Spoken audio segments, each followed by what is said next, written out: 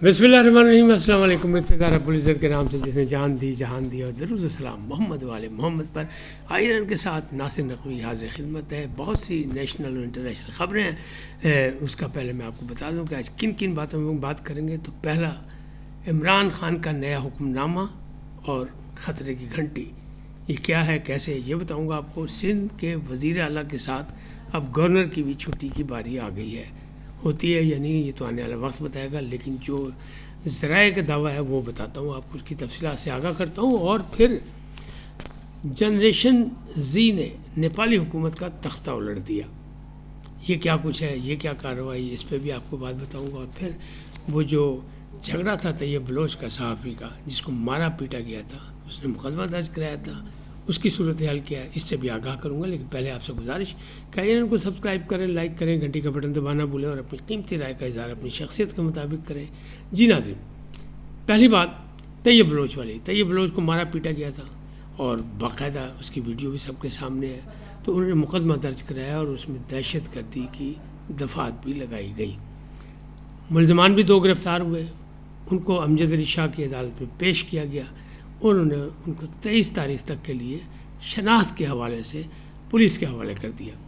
तो मामलात ये अभी आगे चलेंगे। इसमें अलीमा खान भी नामज़द हैं, नईम पंचोता भी हैं और भी दीगर लोग हैं। लेकिन मामला जो है फ़िलहाल जो पकड़े गए उनकी उनको अदालत में पेश किया गया। सेनेट के इलेक्शन में राना सनाउल्लाह 150 वोट लेके जीत गए। 151 वोट मिले थे, 1 मुस्तरद हो गया। उनके मुकाबले पे पीटीआई की सलमा एजाज साहिबा थी, जिन्हें कोई वोट नहीं मिला। पीटीआई ने बाइकाट का ऐलान किया था, लेकिन सलमा एजाज, जो एजाज चौधरी की बेगम साहिबा, उन्होंने कागजात वापस नहीं लिए थे। ताहम लाहौर हाई कोर्ट से हुक्म इम्तनाई हो गया इस सीट के ख़िलाफ़। अब देखिए वो क्या रंग लगाता है, क्या चीज़ है, क्या जिम्मेदारी है, उसमें क्या तफसीलात क्या होती हैं। लेकिन राना सनाउल्लाह एक भारी अक्सरियत से जीत गए और ये नशिस्त जनरल नशिस्त है और ये 2027 तक है। तकरीबन 1.5 साल इसका बाकी है, क्योंकि एजाज चौधरी साहब के 1.5 साल ही बाकी थे, ये उनकी नशिस्त है। अच्छा, बहरहाल आगे चलते हैं, इसमें करते हैं। वज़ीर आला के बारे में मैंने कहा था, सिंध के हवाले से मुराद अली शाह की घेरा तंग किया जा रहा है। कुछ करप्शन की बातें हैं, कुछ उनके कार्य ख़ास और फरियाल तालपुर के कार्य ख़ास, उनके घेरा तंग किया गया। फिर ज़दाई साहब के ख़ास थे, डिनशा फैमिली को तंग किया गया, उनको जाने नहीं दिया गया बाहर। फिर डिनशा साहब को रोका गया। फिर सदर ज़रदारी ने उनकी बाकायदा ज़मानत दी कि इनको जाने दें, ये ज़िम्मेदार आदमी है, ये वापस भी आएंगे। और फिर वो गए भी और वापस भी आ गए। लेकिन ये सिलसिला चांदमारी का जो है चल रहा है कि घेरा तंग किया जा रहा है। और इसका कहने वाले ये कहते हैं, ज़राए का दावा ये है कि वज़ीर आला के 15 साल हो गए, लिहाजा उनको अब टाइट इसलिए किया जा रहा है ताकि पीपल्स पार्टी को 27वीं तरमीम पर राज़ी किया जाए। और 27वीं तरमीम में कहा यह जा रहा है कि 18वीं तरमीम को छुट्टी होगी, उसका ख़ात्मा किया जाएगा, जो कि बड़ी मुश्किल से किया गया। रज़ा रब्बानी ने उसकी सब जमातों को राज़ी करके तैयार करके उसको पास कराया था। और उससे जो सूबाई इख्तियारात खुद मुख्तारी, उसमें इजाफा हुआ था। 1973 के आइन के मुताबिक ये कहा गया था कि 10 साल के बाद सूबाई खुद मुख्तारी में का इजाफा हो जाएगा, दे दी जाएगी। लेकिन वो नहीं हो सका। जब ये 30-40 साल के बाद बारी आई तो अब फिर एक बार जो है ये मुतनाज़ा बन गया कि 18वीं तरमीम मुकाओ, सूबे में ज़्यादा इख्तियारात मिल गए। तो कहने वाले ये कह रहे हैं कि 27वीं तरमीम में उसका ख़ात्मा होगा। उसके तहत NFC वार्ड के तहत सूबों का हक़ जो है वो थोड़ा सा हिस्सा जो है वो कम कर दिया जाएगा, वो वफाक को मिल जाएगा। क्यों? इसलिए कि फील्ड मार्शल भी एक जगह कह चुके हैं।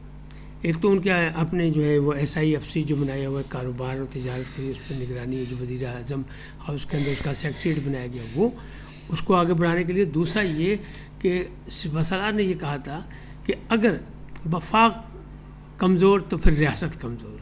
तो इन जो 18वीं तरमीम की वजह से जो है NIFC के जो वार्ड के तहत जो हिस्सा दिया गया, उसके तहत वफाक का हिस्सा कम हो गया। तो लगता है कि इसे वापस किया जाएगा। तो ये चल रहा है। लेकिन इसी जद में वज़ीर आला के साथ साथ गवर्नर साहब की भी बारी आ गई, यानी कामरान टसोरी साहब की। उनकी बारी इसलिए आई कि उनकी ज़बान और बयान जो है वो अजीब व गरीब है।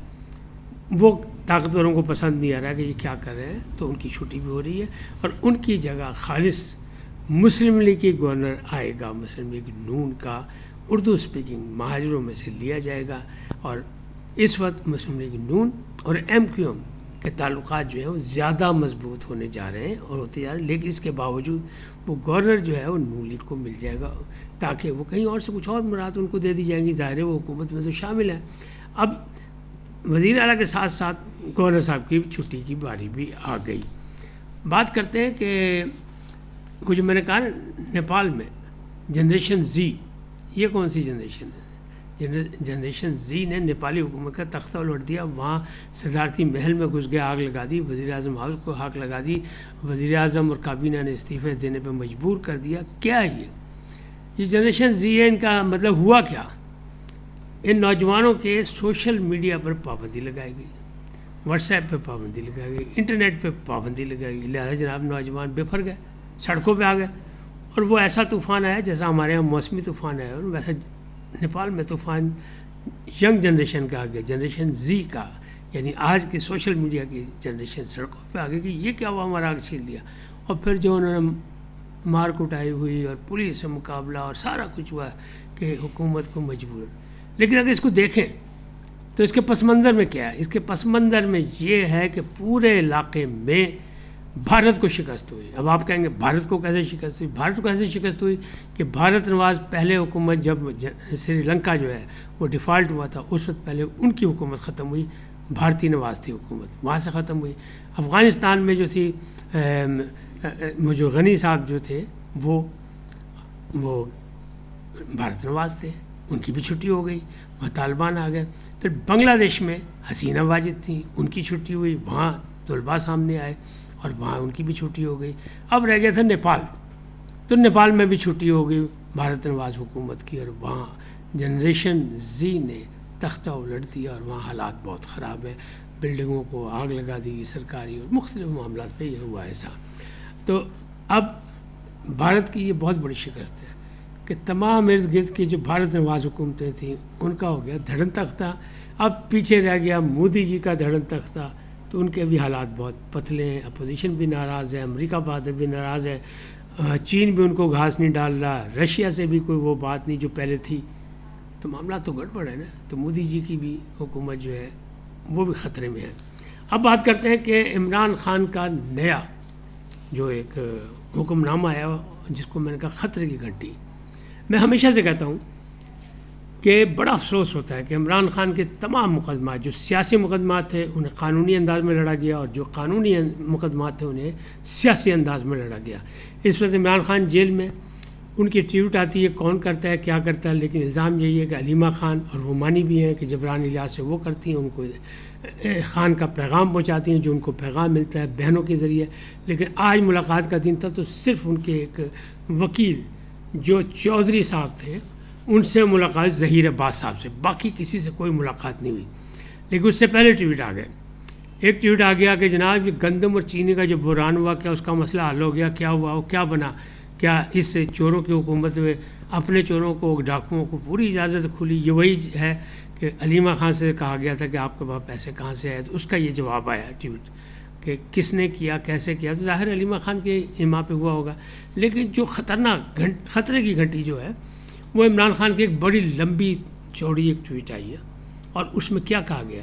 اس میں کہا گیا کہ ایک ہفتے کا ٹائم دیا گیا علی امین گنڈا پور کو، اور ان سے کہا گیا کہ جناب کے پی میں اپنا آپریشن ختم کرائیں فوج کے، جو کہ پہلے بھی مطالبہ تھا عمران خان کا، اور دوسری طرف ان سے کہا گیا کہ آپ افغان حکومت سے رابطہ کر کے امن کی راہ ہموار کریں۔ اب یہ خالصتاً خارجہ پالیسی کا معاملہ ہے، اور یہ وفاق کا معاملہ ہے، یہ صوبوں کا معاملہ نہیں ہے۔ لیکن عمران خان کہتے ہیں کہ اگر وزیر اعلیٰ پنجاب جو ہے وہ جاپان جا سکتی ہے اور دوسرے وزراء بھی جا سکتے ہیں باہر، تو یہ کیوں نہیں جا سکتے؟ یہ نہیں کہتے کہ وہ گئی تجارتی معاہدے کے لیے اور وفاق سے اجازت لے کے، یہ نہیں کہ خارجی پالیسی پہ کوئی اس نے کیا، وہ کر ہی نہیں سکتا کوئی صوبہ بھی، تو یہ آپ اجازت دینا پھر ایک قسم کی، یہ پھر پتہ نہیں کس نادان دوست نے مشورہ دیا، یہ پھر ایک قسم کی بغاوت، چیلنج کر رہے ہیں، یعنی ریاست کو بھی چیلنج کر رہے ہیں اور پھر سپہ سالار کو برا بھلا کہہ رہے ہیں، اور کہہ رہے ہیں میری جان جو ہے وہ قدرت کے قبضے میں ہے، یعنی قبضہ قدرت میں اللہ کے پاس ہے جان میری جان کا جو محافظ ہے وہ عاصم منیر نہیں ہے، نہ وہ میری جان لے سکتا ہے، میری جان تو اللہ لے سکتا ہے، میں کلمہ گو ہوں، میرا اللہ پر یقین ہے۔ تو تو میں اس کی کوئی بات نہیں مانوں گا اور میں حقیقی آزادی کی جدوجہد سے پیچھے نہیں ہٹوں گا۔ بھائی جان کس نے منع کیا؟ آپ جو مرضی کریں، آپ جیل میں فی الحال تو ان مقدمات سے نپٹیں، لیکن یہ جو آپ نے کہہ دیا کہ گنڈا پور ایک ہفتے کے اندر کریں تو وہ تو کچھ نہیں کر سکیں گے۔ لگتا ہے پھر گنڈا پور کی بھی چھٹی ہوگی، آپ کا آرڈر آ جائے گا، حکم نامہ آ جائے گا۔ تو یہ حکم نامہ بڑا سخت ہے۔ ایک تو پھر انہوں نے چیلنج کیا فیلڈ مارشل کو، زبردستی کھینچ کے اس میں لے آئے اپنی باتوں میں، اور بار بار الزامات لگائے جا رہے ہیں۔ اس کا مطلب یہ ہے کہ جو نادان دوست ان کو مشورے دے رہے ہیں وہ یہ نہیں چاہتے کہ عمران خان باہر آئے، کوئی راستہ نہیں۔ حفیظ اللہ نیازی کہہ رہے ہیں کہ جانشینی کا مسئلہ الگ بنا ہوا ہے، وہ پھر کالم پہ کالم لکھ رہے ہیں کہ مسئلہ جانشینی کا، اور وہ گھر کا بھی ہے، بہنوں ہی ہیں ان کے دونوں کے، علیمہ خان ہوں یا عمران خان ہوں، ان کے بہنوں ہی ہیں، تو ان پہ بھی لوگ غور کر رہے ہیں کہ یہ کیا کہہ رہے ہیں۔ لیکن اصل بات یہ جو ہے کہ عمران خان کا جو حکم نامہ آیا ہے یہ بڑا خطرناک ہے کہ یہ خارجہ پالیسی اور ریاست میں مداخلت ہے، بلکہ بغاوت ہے۔ اس پر ان کے لیے مزید مشکلات بن سکتی ہیں، لیکن اللہ رحم کرے، یہ نادان دوست جو ہیں ان کے، یہ انہیں لے بیٹھیں گے۔ جو باہر بیٹھے ہیں کچھ، جن کا کوئی کچھ نہیں چاہتا سوائے یہ کہ ڈالرز کے بیپاری ہیں، وہ اپنا کام کر رہے ہیں، چاہے اس میں عمران ریاض ہوں یا وہ راجپوتوں کا بچہ ہو، وہ جو رندہ پھیرنے والا جو باہر بیٹھ کے جناب کر رہا ہے صرف اپنی کمائی کے لیے، باقی عمران کے لیے کوئی کچھ نہیں کر رہے۔ انتہائی افسوسناک بات کہ ایک تیسری پارٹی، ایک بڑی پارٹی ملک کی، ایک سابق وزیر اعظم، اس کے لیے جو قانونی جدوجہد ہے اس پہ آگے نہیں بڑھا جا رہا۔ بڑے بڑے لوگ ہیں، اور طیب بلوچ کے حوالے سے علیمہ خان نے مذمت کر دی۔ اب جو حالات پتہ لگا، مقدمے گرفتاریاں یہ وہ، تو اس میں انہیں کر دی اپنا، انہیں کا افسوس ہوا، ایسا نہیں ہونا چاہیے تھا۔ اسی طرح وہ جو ہے اپنا سلمان اکرم راجہ، انہیں نے بھی افسوس کا اظہار کیا، عاطف خان نے بھی افسوس کا اظہار کیا کہ ایسا نہیں ہونا چاہیے، لیکن کل اس وقت نہیں کیا تھا کہ یہ کیا ہو رہا ہے، کیسے کیا یہ اس مقدمے کے بعد یہ سب کچھ ہوا۔ کاش یہ پہلے ہو جاتا۔ آج انہیں سوال کا جواب بھی دیا ہے کہ جناب میں تو باقاعدہ ٹیکسٹائل کی مطلب ایک تجارت کرتی ہوں، تو میرے پہ کس بات کا، ہر چیز میری کلیئر، لیکن یہی بات اس وقت کر کے بات ختم کر دیتی، اس وقت نہیں کیا۔ اب انہوں نے یہ معاملات اس طرح کیے ہیں، تو اب دیکھیں کہاں تک بات پہنچ گئی ہے، بات بہت دور تک جا چکی ہے، اور اس کا آنے والے دنوں میں نیگیٹو یعنی اثرات جو ہے وہ ملیں گے۔ اس وقت تک اتنی، پھر ملیں گے نئے موضوع کے ساتھ۔ جاتے جاتے آپ سے درخواست ہے ان کو سبسکرائب کریں، لائک کریں، گھنٹی کا بٹن دبانا نہ بھولیں، اور اپنی قیمتی رائے کا اظہار اپنی شخصیت کے مطابق کریں۔ سدا سلامت رہیں، اللہ نگہبان۔ لیکن جاتے جاتے پاکستان زندہ باد، پاک افواج پائندہ باد، سدا سلامت رہے، اللہ نگہبان۔